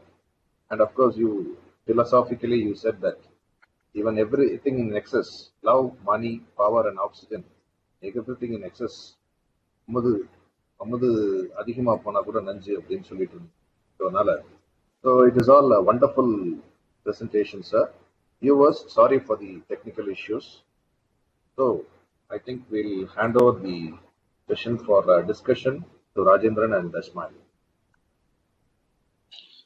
Sir, first question, PAM studies have shown it is not very effective. What is your experience, Dr. Satish Kumar? So there are many studies done in CMC and many places. There are for and against. But finally, the WHO advises to give P2AM. But it is left to the discretion of the treating physician. If he is able to provide the supportive management like ventilation and atropine, probably that may be effective. The P2AM is still controversy, is not settled. But WHO advice still remains same that we can use P2AM. So it is left to the discretion of the physician who treats that child. Another question, can NAC infusion be used in non-paracetamol acute liver failure? By Dr. Dinesh. Now it has become a practice because it is supposed to, how the NAC helps in non-paracetamol hepatic failure is supposed to alter the microcirculation of the liver and thereby improves the perfusion of the liver and thereby is found to be helpful. These are all many studies have been done. This is becoming a routine practice now. A NAC is being used in most of the acute liver cell failure, even non-paracetamol induced. It is also extended to other poisons, something like the calcium channel blocker and Chanipodi, all that they are using in nasal system now. In iron poisoning, why resuscitation with oral in the presence of transaminitis and acidosis? Of course, Ringer lactate and normal saline are equivalents in correction of shock and acidosis. Only there are 3 contraindications for only is the liver failure. Of course, it is early stage. That's why we use Ringer lactate. Or inborn error metabolism. Otherwise, I think Ringer lactate, normal saline as equal listing. It may not aggravate acidosis. Only in late stages, when there is inborn error metabolism or lactic acidosis, probably Ringer lactate is contraindicated. This is very early stage, early hours. That's why I thought both oral and normal saline doesn't make any difference. Another question from Syamala, how to suspect an unwitnessed scorpion or snake bite? I didn't cover here because that itself is a totally different topic. I feel that I have also come across many a time, suddenly a child started crying and then brought to the hospital. I've seen some few occasions. Few helpful, this thing is a sleeping child suddenly cries. Child is brought to the hospital, profusely sweating, cold extremities, tachycardia, bradycardia. Sometime even the priapism in a male child will be helpful. So we have to have a very strong suspicion about scorpion sting. We ask for the circumstantial evidence, like a tiled house, sudden onset of child got up and crying. All this we have to elicit the history and look for features to suggest Sharp instinct like profuse sweating, tachycardia, bradycardia, hypertension is worthwhile giving prazosin in those situations if you strongly suspect. But nobody can prove that. Snake bite, Why of pain? course. Snake bite, a Yeah. few occasions we have seen witnessed any child brought with acute flaccid paralysis. We have to go through the whole thing. We have to remove the dress and look for any bite marks. In one occasion, we admitted the child as snake bite. So admitted the child as GBS because of paralysis. One of her very curious nurse, she identified and called us saying that look at the feet, sir. There are 2 marks, probably look like fang mark. We cleaned the area with the cotton and then looked at it. It is a fang mark only. We really thank the nurse or the young resident. Most of the time, they will identify and indicate that there is a fang mark is there. When the circumstances are very strong, you can even give an empirical anti-snake venom. So a child is playing in a park or in a garden area and coming and developing a flaccid paralysis, it's worthwhile to use. But when you are doing that, better you talk to the parents to prevent medical legal issues. On one occasion, when we use ASV, parents were not happy with that. We have to sufficiently prepare the parents that we are using this empirically because it's a life-saving medication. One fact we should remember is a viper, a kite will not cause much pain or local symptoms at the snake bite area. The kite bite, the fang mark is equivalent to the insulin pin needle. It's roughly about 30 size needle, like insulin pen. So the pain will be very minimal. Local changes are very minimal. They may not even perceive that snake has been bitten. One clue is abdominal pain. If a child is suddenly developing abdominal pain and weakness, you have to strongly suspect snake bite. And worthwhile giving anti-snake venom after sufficiently documenting and explaining to the parents. Sir, Dr. Ismail, sir, can you take over? So I don't have any questions actually. I can't In the have the WhatsApp. screen. In the WhatsApp. Okay, I Okay, will I'm continue. using. Sir, sir, can you tell about for the chalk powder poisoning, sir? Chani powder, sir. Chalk powder. Chalk powder. Chalk powder. THALK. Chalk powder. THALK. Chalk piece. Chalk piece generally it must be benign only, sir. As far as I know, it's only benign because they may not consume large amount. But common poison which they ask for inquiry is usually the drying agent will be kept in most of the appliances like shoes, dress and all. There is a small pillow-like bag containing silicon pellets. That is non-poisonous. You need not worry about it. Chalk also, I feel it is non-poisonous. I have not come across any problem, and they may not consume large amount of chalk. If you have any experience, please share something. Okay. I have not. I don't have any experience. Chani powder. Do they mean chani powder or chalk powder? Chalk, sir. Chalk. Chalk powder, as far as I know, it's non-poisonous. If anybody has an occasion, chalk powder has caused problem, they can share with me. Okay, sir. Another question is, why phenytoin should be avoided in seizures with suspected poisoning? One is, most of the time, phenytoin also has a cardiotoxicity. So in the present, like tricycle antidepressant, most of the poisons may also has cardiac impairment. And plus, phenytoin has got a lot of drug interaction. Because of these 2 reasons, it's standard rule that you have to use a safest anticonvulsant. Safest anticonvulsant is only benzodiazepines, lorazepam or midazolam. Also phenobarbital, but phenobarbital will cause severe venous depression. We don't use it. So benzodiazepine is the best choice for all seizure caused by toxins. Phenytoin is avoided mainly because of cardiotoxicity as well as about the drug interaction. So, what is the best website to look for in common childhood poisoning in India? There are a lot of websites. A website does not contain all those things. Like, for example, AIIMS has got a website, but most of the hospital websites has materials are not immediately available. They don't have the list of all the poisons. But when you raise a question, most of them will give an answer. Contact this number and ask for a query. You will get an answer within 2 minutes. By telephone, you can contact and get the answers. So, what is the mortality in camphor poisoning? Camphor is almost nil mortality, sir. I have seen the last maybe 20, 30 years, we have seen a lot of camphor poisoning. Camphor is relatively benign. It causes convulsion, but only 1 or 2 occasion only. Once with 1 or 2 dose of lorazepam, convulsion gets controlled. But worst thing is neem oil. I've seen neem oil deaths very frequently when I was in IC. Because neem oil is so powerful, it causes convulsion within 10 to 15 minutes of administration, needing lot of anticonvulsants, multiple anticonvulsions, prolonged ventilation. I've also seen deaths. The reason there was one study done in Madurai Medical College. One of the PG's thesis was the neem as such was not toxic. What they proved that neem has been used as a medicine in our area for a long time. To increase the bitterness of the neem, the producers in the industrials, they use strychnine along with that. That was the proof they have showed. Probably that might have been the reason for this intractable seizures in neem oil poisoning. The neem oil is the worst. Camphor generally get relieved with 1 or 2 doses of lorazepam. Well, are you ready? Hello? Ismail, is you ready? Yeah. Okay. You can take some questions. Yeah. Please go ahead. Sir, role of flumazenil in lorazepam poisoning?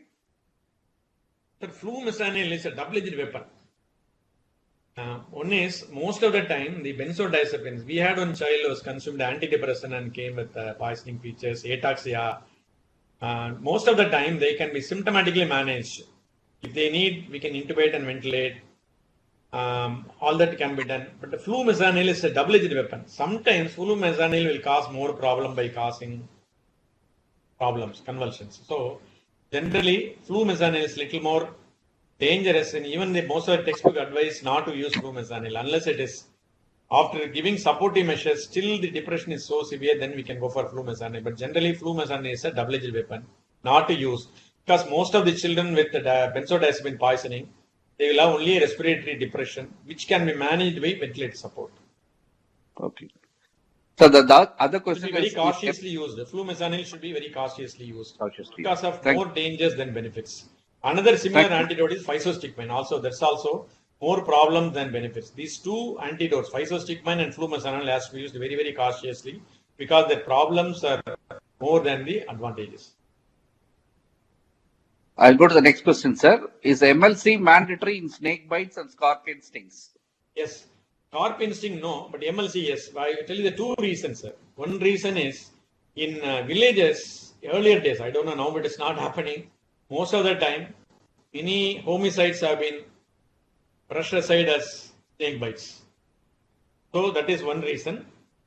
Second reason is Tamil Nadu government they were giving compensation for snake bite victim like a rural accidents. For that reason, they need a postmortem and medical certificate. I don't know whether the same thing exists because I worked in headquarters hospital for more than 15 years earlier. At that time, that was a practice. Now I don't know whether the same rule exists or not. These are the two reasons.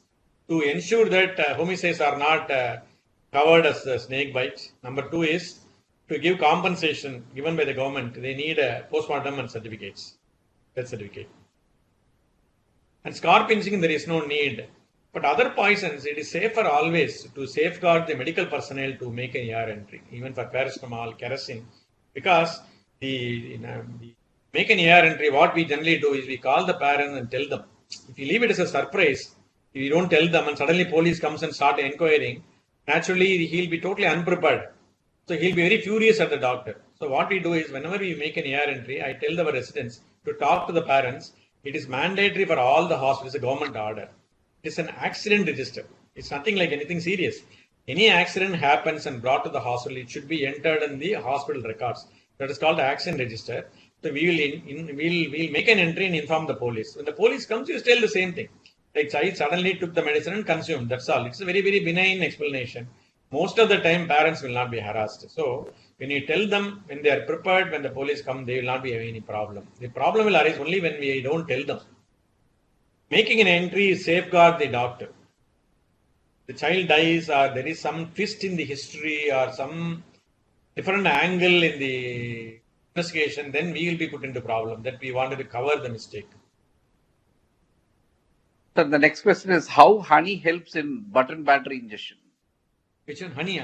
Honey, they say that it forms a coating around the. This is only recent development. The last 2-3 years only. Even in the Western textbooks, Western centers, poison centers advice, this forms a coating or the button battery. And for that, we should know how the button battery cause problems. Button battery, because of the large size, cause mechanical compression necrosis. Second, electrical discharge. Most importantly, it contains strong alkali. Strong alkali corrosion causes perforation. That is the reason for all the complications. The child who we lost mainly came with perforation of the esophagus, mediastinitis, and all the complications. So the honey is supposed to coat the button battery so that doesn't prevent the contact to the GI mucosa. Thereby, the perforation is prevented. But remember, that is not a final solution. There's only a temporary solution till the button battery is removed. That should not make them to sit at home, give only honey. That should be explained to the parent that this is only a temporary measure till you reach the hospital. That will not replace removal of the button battery. Nice, sir. Thank you, sir. The other question is cyprohepatidin poisoning, sir. The word about cyprohepatidin. I don't know because nowadays I have not seen the cypermethrin or cyprohepatidin. Cyprohepatidin I have not seen for the last 2 years. I don't have. I don't have ideas, sir. I have not treated. Cyprohepatidin. Anybody has this thing, you can share that. Why thyroxine tablet poisoning be treated with steroids, sir? See, this is the I don't know the mechanism behind it. This is supposed to help. Steroid, I don't know mechanism. Steroid, beta blocker is symptomatic drug. Steroid, I don't know mechanism. It's supposed to help. And third is the iopanic acid. Iopanic acid, I have not come across. I have not seen that. Mechanism, I don't know, but it's being advised in the books.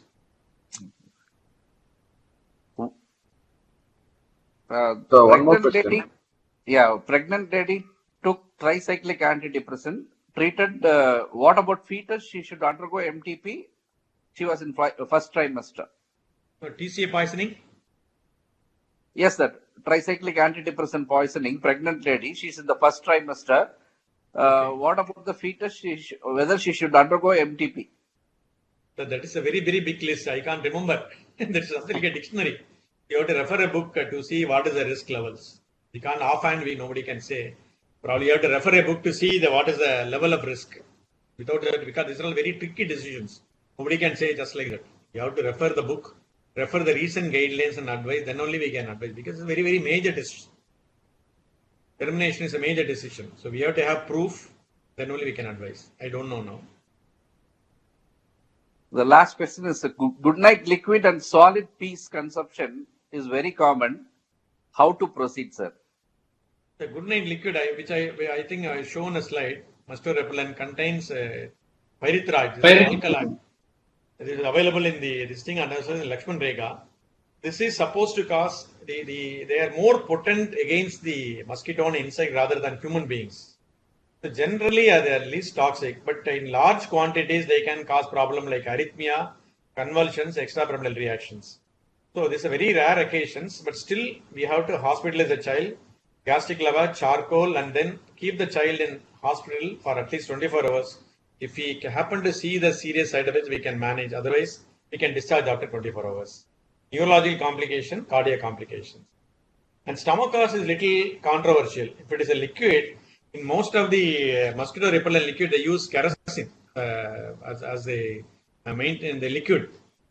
So, stomach cause is a little contraindicated. If they consume a liquid like good night liquid, when you give stomach cause, it's like a hydrocarbon. It will evaporate and then worsen the aspiration pneumonia. So, if it is a liquid, better not to do stomach cause, but you can give charcoal. Monitor for convulsion, extrapyramidal reaction, as well as for arrhythmia for 24 hours with pulse oximeter ECG monitor, and you can discharge. There is no antidote, only supportive management.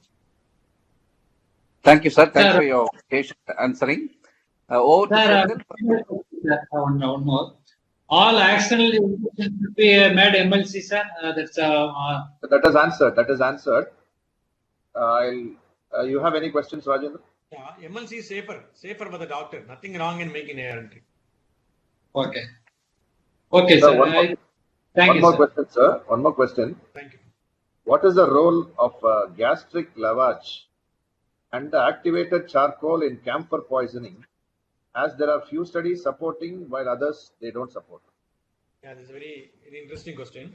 See, one thing you should remember that charcoal should be given after the gastric lavage. You give the charcoal and do the lavage, everything will take it out. So first you do the gastric lavage, then give the charcoal. All general contraindication of gastric lavage is hydrocarbons. Camphor is also a hydrocarbon, but among the hydrocarbon, this is the only thing where we can do gastric lavage.